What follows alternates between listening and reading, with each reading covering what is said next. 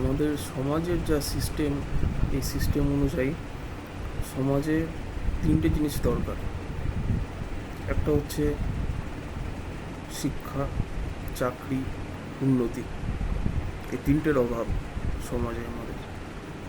তো এটা মেটানোর জন্যে আমাদের যে ইউথ জেনারেশন আছে, তো এদের সেই থিঙ্কিং, সেই ফিউচারিস্টিক যে থিঙ্কিং, এই থিঙ্কিংটা আনতে হবে।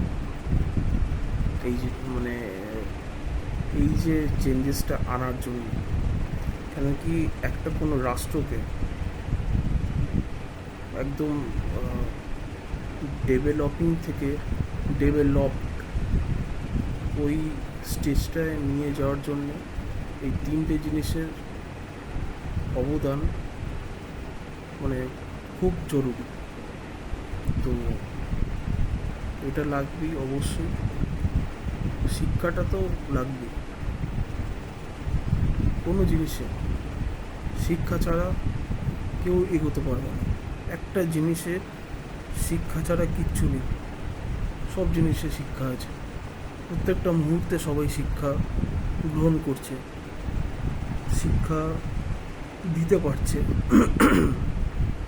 শিক্ষা নিচ্ছে প্রত্যেকটা ঘটনা থেকে।